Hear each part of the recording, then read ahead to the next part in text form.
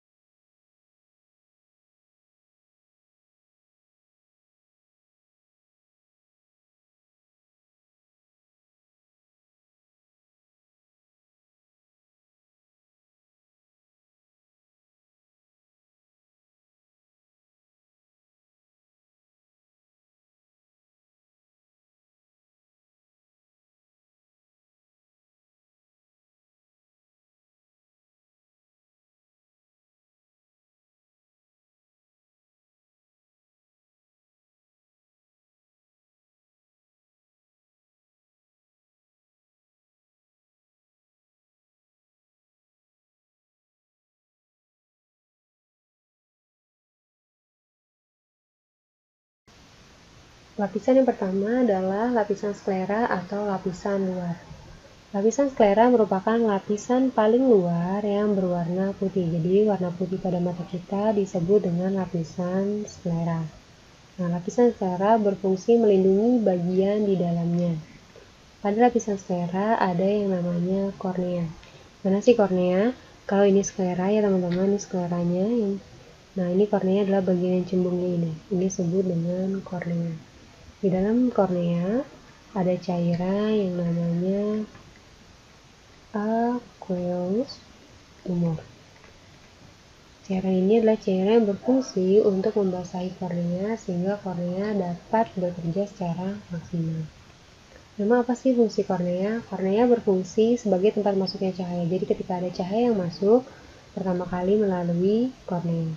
Nah, selain itu, kornea juga berfungsi untuk memfokuskan cahaya yang masuk. Jadi cahaya yang masuk ini akan difokuskan ke bagian selanjutnya. Berikutnya adalah lapisan koroid yang merupakan lapisan yang ada di sebelah dalam sklera. Berfungsi untuk menyuplai nutrisi mata. Jadi di sini di lapisan koroid ini banyak pembuluh darahnya karena fungsinya untuk menyuplai nutrisi mata ya, berupa oksigen dan sari-sari makanan. Oke, ini ada mata dari tampak depan dan ini dari tampak dalamnya. Kita lihat bagian-bagian pada lapisan koroid. Yang pertama ada pupil. Kalau di sebelah kanan ini pupilnya kurang terlihat sebelah mana, tapi kalau yang di sebelah kiri pupilnya jelas ya, yang warna hitam ini, yang paling tengah itu disebut dengan pupil.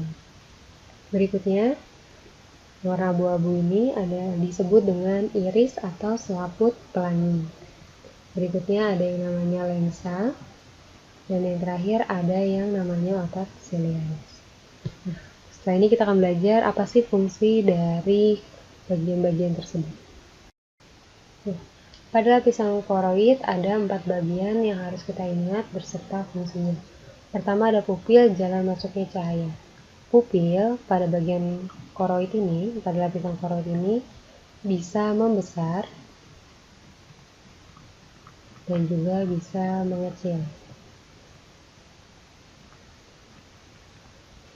Kapankah pupil akan membesar? Pupil akan membesar saat mata kita butuh cahaya banyak.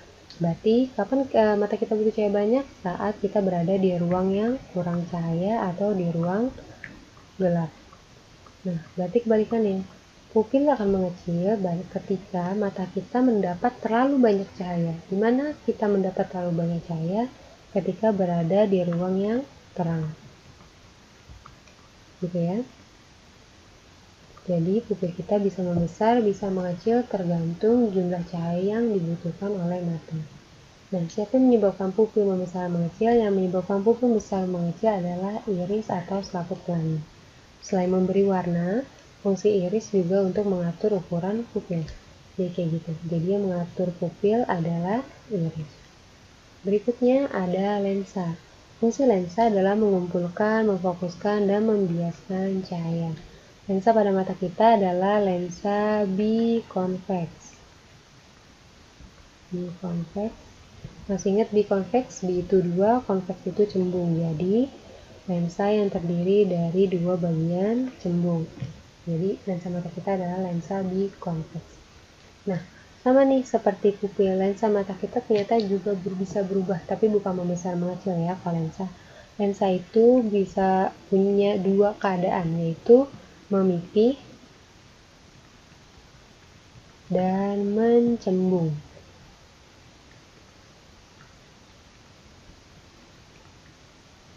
Jadi kalau keadaan normalnya seperti ini, memipih berarti menjadi lebih pipih, tapi tidak sampai cekung ya. Nah, kalau mencembung berarti menjadi lebih cembung lagi atau lebih pendek lagi. Nah, siapa yang menyebabkan lensa seperti ini? Yang menyebabkan lensa seperti ini adalah otot siliaris, kayak gitu. Jadi, otot siliaris ini bisa membuat lensa mencembung dan memipih. Nah, keadaan tersebut disebut dengan daya akomodasi mata. Jadi apa sih daya akomodasi mata? Daya akomodasi mata adalah kemampuan otot siliaris untuk membuat lensa menjadi mencembung atau memipih, tergantung kebutuhan mata kita. Nah, pertanyaannya kapan sih lensa mata kita mencembung, kapan memipihnya? Nah, kondisi benda yang kita lihat itu kan ada 2 ya. Ada yang bendanya jauh, ada yang bendanya dekat.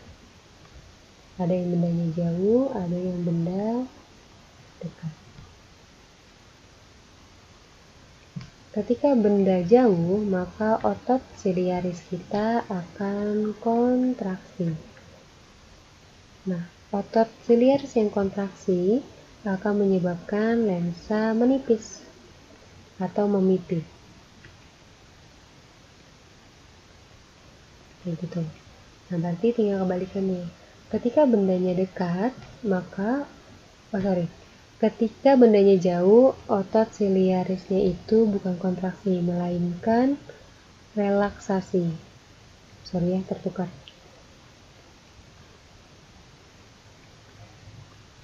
Nah, otot siliarisnya relaksasi, maka lensanya memipih.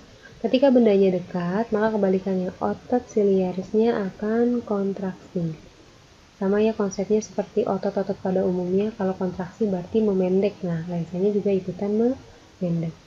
Nah, ini akan menyebabkan lensa memendek atau mencembung.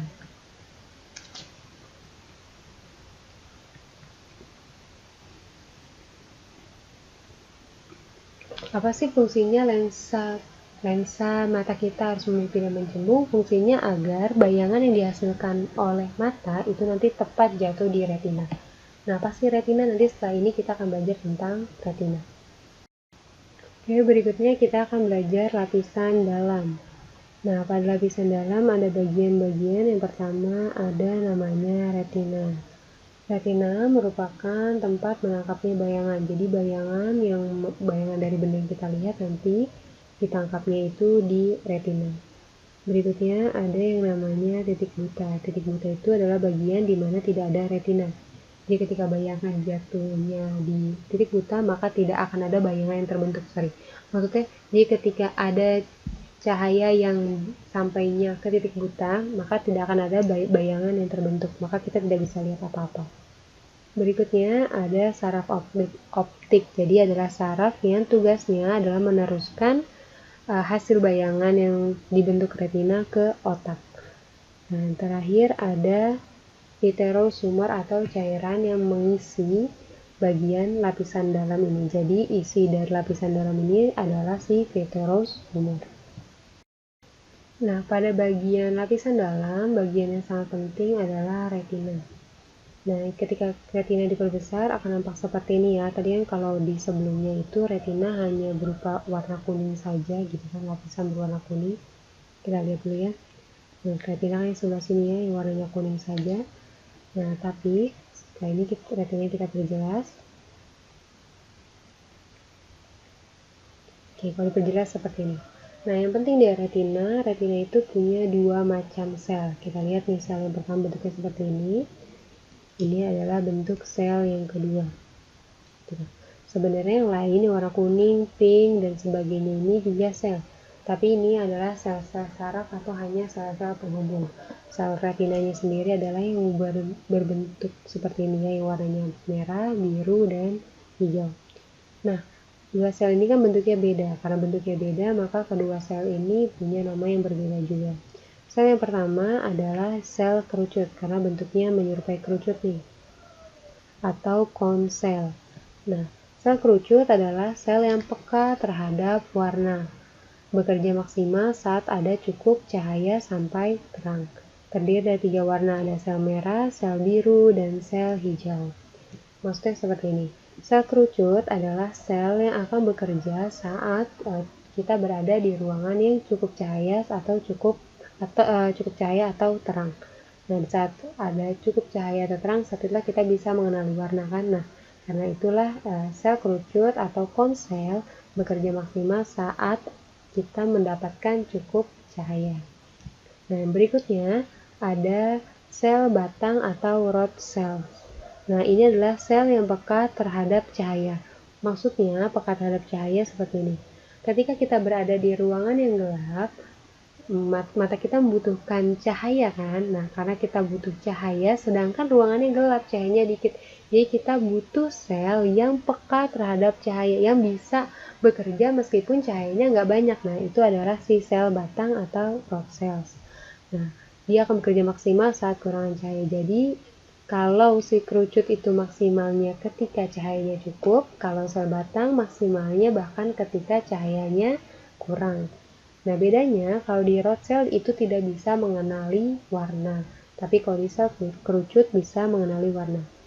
Kalian pasti pernah mengalami keadaan ketika kalian berada di ruang gelap, lalu seketika pindah ke ruang terang, atau sebaliknya ya, kalian ada di ruang terang, lalu kalian pindah tiba-tiba ke ruang gelap.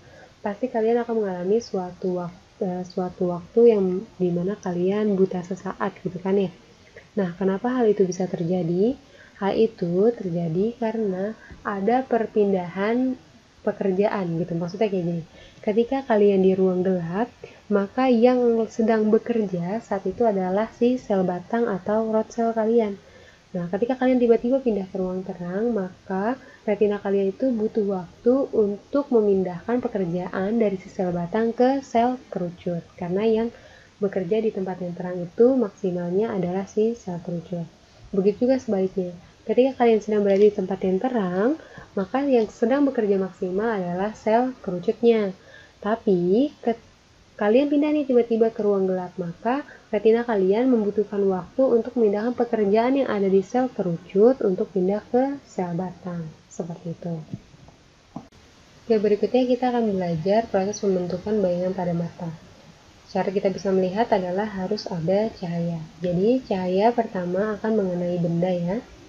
Nah, benda ketika terkena cahaya akan memantulkan cahaya tersebut ke mata kita. Jadi ini cahayanya warna kuning lalu dipantulkan oleh benda ke mata.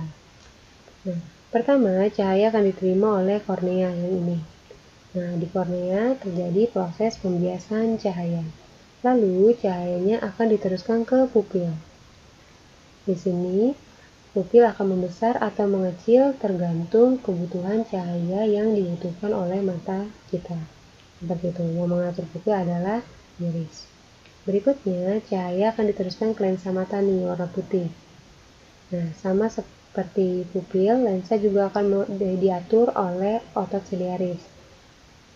Lensa akan diatur menjadi lebih cembung atau lebih pipih, tergantung jarak dari bendanya.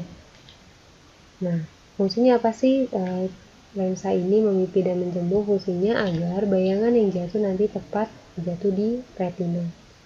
Jadi setelah melalui lensa, bayangan akan terbentuk di retina. Bayangan yang terbentuk di retina adalah bayangan yang sifatnya nyata, terbalik, dan diperkecil. Harus diingat ya, sifat bayangannya adalah nyata, terbalik, dan diperkecil. Nah, setelah gambar bayangan itu diterima oleh retina, maka oleh sel saraf optik, gambar bayangan tersebut akan dikirimkan ke otak. otak akan menginterpretasikan atau mengartikan gambar tersebut secara terbalik dan menggabungkan warna-warnanya, seperti itu. Jadi itu adalah proses pembentukan bayangan pada mata.